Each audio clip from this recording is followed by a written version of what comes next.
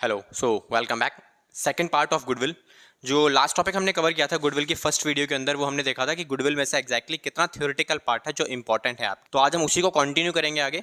कल जिस टॉपिक्स की हमने बात की थी उसके आगे टॉपिक जो हमारे पास बनता है वो क्या बनता है, methods of valuing goodwill of the firm. कि एक फर्म के अंदर आपको गुडविल को कैलकुलेट करना है, गुडविल को वैल्यू करना है कि मॉनेटरी टर्म्स में उसकी क्या मॉनेटरी वैल्यू बनती है ना। तो उसको हम लोग कैलकुलेट करने वाले हैं। तो उसको सीखेंगे। सबसे पहला जो मेथड हमारे पास आता है कि गुडविल को कैलकुलेट करने का, वो आता है एवरेज प्रॉफिट। तो एक एवरेज प्रॉफिट मेथड के अंदर हम लोग सीखने वाले हैं क्या कि गुडविल को कैसे कैलकुलेट किया जाता है। तो the very first method is a average profit. तो उसको निकालने का बड़ा सिंपल सा तरीका है, मैक्सिमम टाइम एग्जाम में यही पूछा जाता है और इसी को ही हम लोग आगे बड़े क्वेश्चंस में भी इस्तेमाल करते हैं मोस्ट ऑफ द टाइम्स। ये वन ऑफ द मेथड है जो आपके पास गुडविल को वैल्यू करने के लिए इस्तेमाल किया जाएगा। तो गुडविल कैसे निकालते हैं, इसमें पहला पार्ट, गुडविल निकालने के लिए आपको सिंपल सा क्या चाहिए, आपको एवरेज प्रॉफिट निकालना पड़ेगा आपको, और उसे डायरेक्टली आप मल्टीप्लाई करोगे किसके साथ, नंबर ऑफ ईयर्स परचेज के साथ। ठीक है। तो एवरेज प्रॉफिट आपको जब निकालोगे तो कैसे निकालना आपको निकालना पड़ेगा, वो देखो। निकालने के लिए total of past years profit, जो पिछले कुछ सालों के प्रॉफिट्स आपको पक्का दे देगा, 2 3 4 5 साल जितने भी होंगे, क्वेश्चन में मेंशन होगा आपके, और आप उसको टोटल कर लेना, ऊपर लिखोगे, फिर डिवाइड कर दोगे नंबर ऑफ ईयर्स के साथ। मतलब अगर आपने ऊपर टोटल 4 साल का प्रॉफिट यूज किया है, 4 ईयर्स का प्रॉफिट को सम किया है, 3 ईयर का किया है, तो जितने भी नंबर ऑफ ईयर्स हैं 1 2 3 4 5 जितने भी होंगे उतने आप यहाँ पे नंबर्स लिखोगे नीचे। मतलब 3 है तो 3, 4 है तो सिंपल 4, दैट्स इट।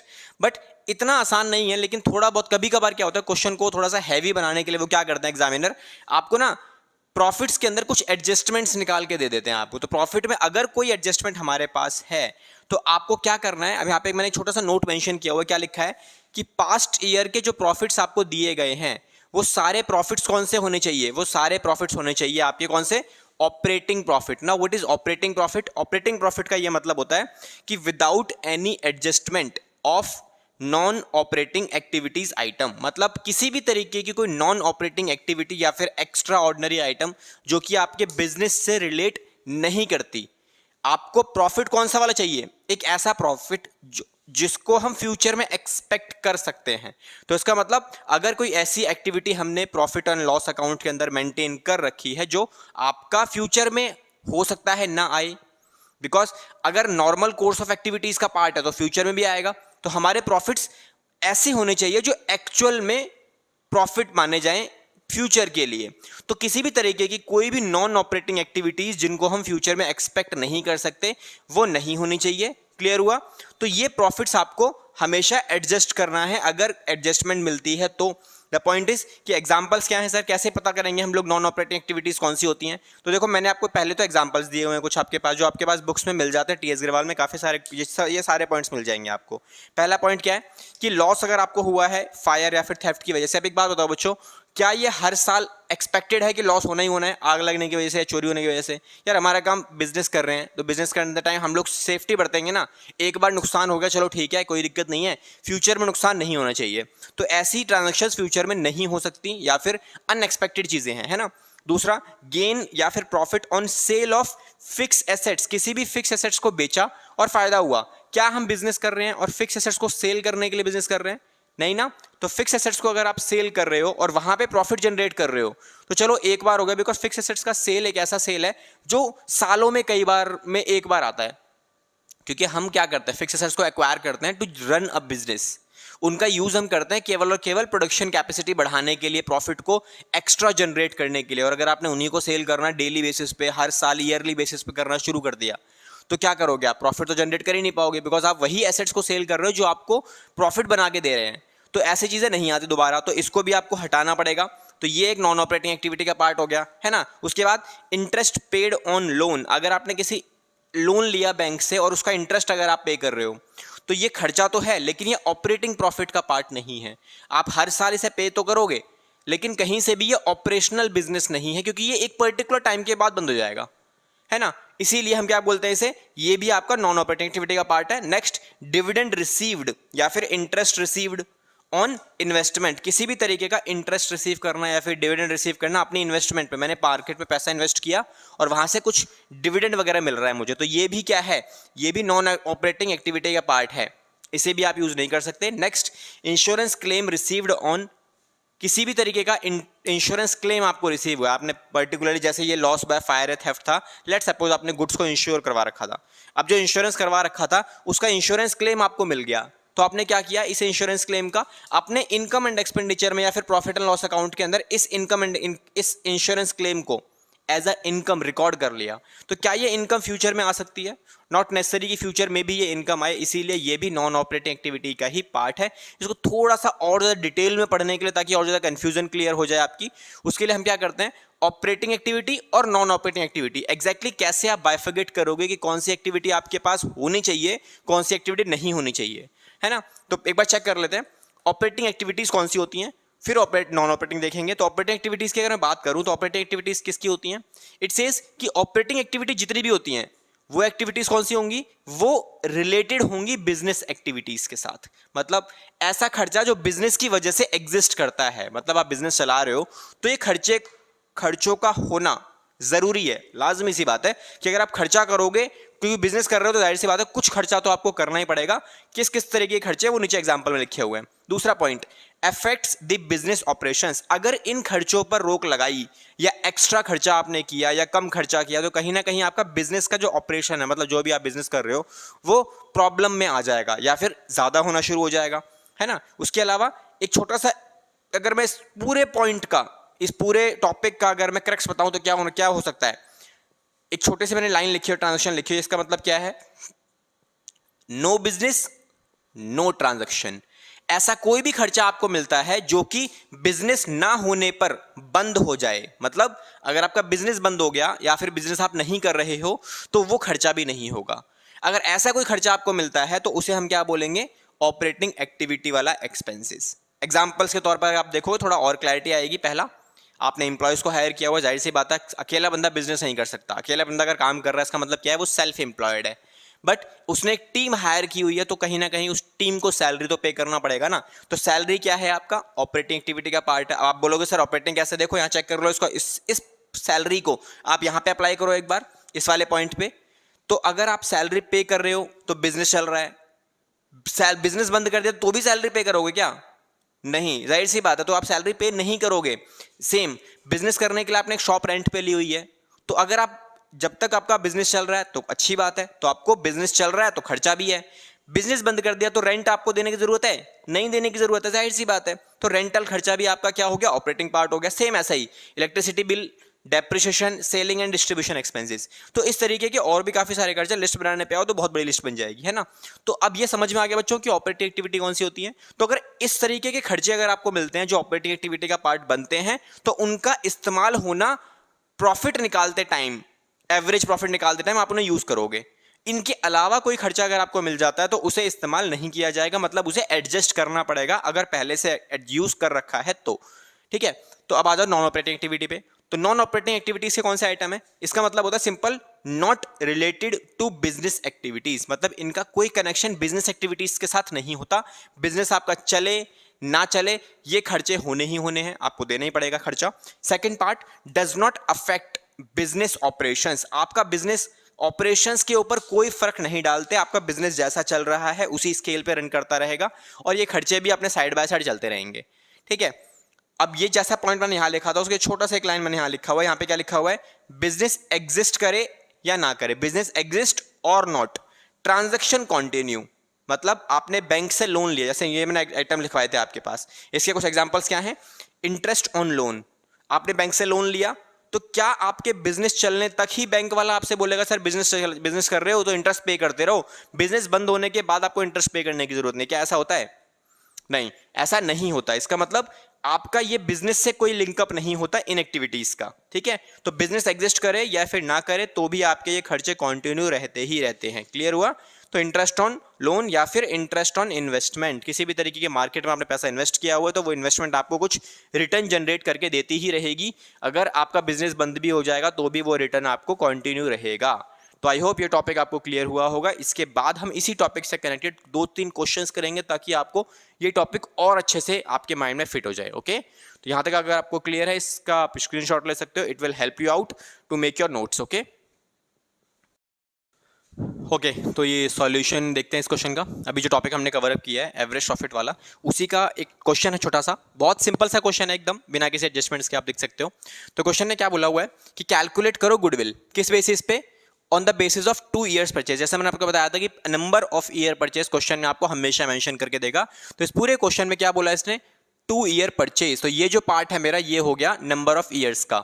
उसके बाद किसके बेसिस पे लगाना है ये अप्लाई किस पे करना है? उसने बोला कि एवरेज प्रॉफिट पे अप्लाई करना है, जो कि पिछले 6 सालों का होना चाहिए। देखो ये भी बड़ा इंपॉर्टेंट है कि एवरेज प्रॉफिट को कितने सालों की डिमांड कर रहा है। हो सकता है डाटा में गिवन करे वो 6 साल, बट उसने एवरेज प्रॉफिट यूज करने के लिए बोला है केवल 5 साल। तो केवल एवरेज प्रॉफिट पढ़ के सारे ईयर्स के प्रॉफिट को यूज नहीं करना, कितने सालों के एवरेज प्रॉफिट की बात कर रहा है आपको वो भी पता होना चाहिए। तो उसने क्या बोला? Average profit of last 6 years. तो प्रॉफिट्स दे रखे हैं पिछले 6 सालों के, ये सारे ऑलरेडी आपके पास गिवन है। अब हमें क्या करना है? सीधा गुडविल को कैलकुलेट करना है। तो जो प्रॉफिट्स हमारे पास गिवन है ये विदाउट एनी एडजस्टमेंट्स है, मतलब इन प्रॉफिट्स के अंदर किसी भी तरीके की कोई नॉन ऑपरेटिंग एक्टिविटी अवेलेबल नहीं है। अब सर आपको कैसे पता कि एक्टिविटी का कोई भी ऐसा पार्ट अवेलेबल नहीं है इन प्रॉफिट्स के अंदर? तो बच्चों अगर ऐसा कुछ होगा कभी भी तो आपको वो हमेशा मेंशन करके देगा इनके ब्रैकेट्स के साथ, मतलब बता देगा क्वेश्चन आपको, कुछ एडजस्टमेंट्स नीचे लिख के दे देगा। 11th क्लास में आप पढ़ के आए हो फाइनल अकाउंट, तो फाइनल अकाउंट में क्या था? 2 चैप्टर्स थे हमारे पास, एक विदाउट एडजस्टमेंट वाला, एक विद एडजस्टमेंट वाला। तो विदाउट एडजस्टमेंट वाले में केवल एक ही एडजस्टमेंट मिलती थी हमें, क्लोजिंग स्टॉक वाली। विद एडजस्टमेंट वाले में नीचे कुछ एडजस्टमेंट्स होती थी, है ना, लाइक क्लोजिंग स्टॉक हो गया, डेप्रिसिएशन, आउटस्टैंडिंग सैलरी, जो भी एडजस्टमेंट होती है वो आपको इन्फॉर्मेशन मिलती थी। ऐसा ही यहाँ पे है कि अगर किसी भी प्रॉफिट में कोई एडजस्टमेंट होगी तो प्रॉपर्ली क्वेश्चन में मेंशन करके देगा। इस क्वेश्चन में नहीं है, इसका मतलब ये प्रॉफिट सारे के सारे जो हैं वो ऑलरेडी एडजस्टेड प्रॉफिट्स हैं, जो कि आपको यूज करने हैं आप। तो सॉल्यूशन देखते हैं। तो सीधा हम यहां से डायरेक्टली गुडविल को ही कैलकुलेट कर सकते हैं। तो गुडविल कैसे कैलकुलेट की जाती है? तो गुडविल के लिए मैंने आपको फॉर्मूला लिखवाया था सिंपल सा, कि आपको क्या करना है, आपको एवरेज प्रॉफिट कैलकुलेट करना है सबसे पहले, और उसे मल्टीप्लाई कर देना है किसके साथ? नंबर ऑफ ईयर्स परचेज के साथ। क्लियर हुआ? तो एवरेज प्रॉफिट सर कैसे निकालेंगे? तो एवरेज प्रॉफिट निकालना कोई बड़ी बात थोड़ी है। देखो बच्चों ये सब कुछ दिया हुआ है, सारे प्रॉफिट्स दिए हुए हैं। मैंने क्या लिखवाया था आपको? एवरेज प्रॉफिट निकालने के लिए total of last years profit. तो पिछले कुछ सालों के प्रॉफिट्स आपको ऑलरेडी गिवन है, तो सारे प्रॉफिट्स आप यूज कर लो। तो सर ये एक पॉइंट समझ में नहीं आता कि ये सर ब्रैकेट में क्यों लिखा हुआ है, बाकी सारे तो नॉर्मल लिखे हुए हैं। तो बच्चों जो ब्रैकेट में लिखा हुआ है उसका मतलब होता है, अकाउंट्स के अंदर हम ब्रैकेट्स में जो भी वैल्यूज को प्लेस करते हैं उनका मतलब होता है कि वो नेगेटिव वैल्यूज हैं। सर नेगेटिव वैल्यूज का मतलब? बेटा नेगेटिव वैल्यूज का मतलब होता है कि वो आपके प्रॉफिट्स नहीं है, वो आपके लॉसेज हैं। क्लियर? तो लॉसेस है मतलब, तो उसका क्या करोगे आप जब एवरेज प्रॉफिट निकालोगे तो लॉसेस का क्या करोगे आप? इनको माइनस किया जाएगा। क्लियर? तो मैंने देखो यहां भी ब्रैकेट लगा दिया, इसका मतलब क्या है? ये दोनों नेगेटिव वैल्यूज हैं। तो आपको क्या करना है? ये प्लस करना है, ये प्लस करना है, ये प्लस करना है, ये प्लस करना है, और इसमें से सब कुछ करने के बाद ये दोनों माइनस कर देना। तो जैसे आप इस पूरे को कैलकुलेट करोगे you will get the value of 4,80,000 rupees divide by में 6 एंड मल्टीप्लाई बाय 2। तो आपका चल ही रहा है ना, नंबर ऑफ ईयर परचेज का। तो जैसे आपने इसको प्लेस किया तो आपका फाइनल आंसर कितना बनता है? इसको हम कट करेंगे तो ये बनेगा आपका 80,000 रुपीज। 80,000 इंटू में 2, the main answer is 1,60,000 rupees. Hence आपका आंसर सामने आ चुका है। तो ये हो गया हमारा बिजनेस का गुडविल। अब जब भी ऐसे क्वेश्चंस आते हैं तो मेक श्योर कि फाइनल आंसर्स को आपको क्या करना है? ब्रैकेट में प्लेस करके आना है, बिकॉज वो थोड़ा हाईलाइट होकर सामने आएगा, है ना। तो टीचर्स का मेंटलिटी क्या बनती है? जब वो सॉल्यूशन चेक करते हैं तो अगर मेन आंसर उन्हें पहले दिख जाता है तो उनका टाइम बच जाता है। एंड टाइम बचाने का मतलब आप सामने वाले इंसान की हेल्प कर रहे हो अपने ही पेपर को चेक करने के लिए, तो एक पॉजिटिव वाइब्स जाती हैं और आपके लिए मार्क्स को गेन करना थोड़ा सा इजी हो जाता है। तो आई ऑलवेज रिकमेंड कि आपको मेन आंसर हमेशा बॉक्स में प्लेस करके आना ही आना है। ओके तो चलो ये क्वेश्चन बच्चों एक ऐसा क्वेश्चन था जहां पे आपके पास एडजस्टमेंट्स गिवन नहीं थी। अब जो क्वेश्चन हम करने वाले हैं इसके बाद जो क्वेश्चन करेंगे उसमें आपको एडजस्टमेंट्स मिलेंगे। एडजस्टमेंट्स कौन सी? इन प्रॉफिट्स के साथ कुछ नॉन ऑपरेटिंग एक्टिविटीज या एक्स्ट्रा ऑर्डिनरी आइटम्स को भी हम लोग यूज करने वाले हैं। तो वो क्वेश्चन कैसे डील करेंगे एक बार वो भी देख लेते हैं। ओके तो आप इसको नोट कर सकते हो। ओके तो आगे हम लोग अपने नेक्स्ट क्वेश्चन के ऊपर। तो नेक्स्ट क्वेश्चन क्या है आपके पास? इसमें आप देख सकते हो कि एक्स ने क्या किया है, एक परचेज किया है बिजनेस। अब किसका बिजनेस परचेज किया है? मिस्टर वाई का, फ्रॉम 1 अप्रैल 2022, मतलब 1 अप्रैल 2022 के बाद। अब ये जो एक्स का बिजनेस है वो कौन चलाएगा? Why. For this purpose goodwill is to be valued at 100% of the average annual profits of the last 4 years. मतलब जो गुडविल है आपकी वो कैलकुलेट करनी है आपको, जो कि वैल्यू की जाएगी कितना 100%। किसका 100%? एवरेज एनुअल प्रॉफिट्स का, जो कि पिछले 4 सालों का आपको निकालना है। तो देखो लास्ट टाइम जो टॉपिक मैंने आपको कराया था उसमें मैंने आपको एक पॉइंट लिखवाया था कि जब भी आपका नीड फॉर वैल्यूइंग गुडविल, एक टॉपिक था ना नीड फॉर वैल्यूइंग गुडविल, कि आपको गुडविल की कैलकुलेशन की जरूरत कब पड़ती है, वहां पे एक पॉइंट था sale of a business as going concern. अगर आप अपने रनिंग बिजनेस को सेल कर रहे हो, जैसा कि यहां पे हो रहा है, वाई अपने बिजनेस को सेल कर रहा है एक्स को, तो उस टाइम पे हमें गुडविल को कैलकुलेट करना है, बिकॉज वाई गुडविल का अमाउंट रिसीव करेगा एक्स से, तो हमें उसको बताना है कि भाई आपके बिजनेस की गुडविल कितनी बनती है।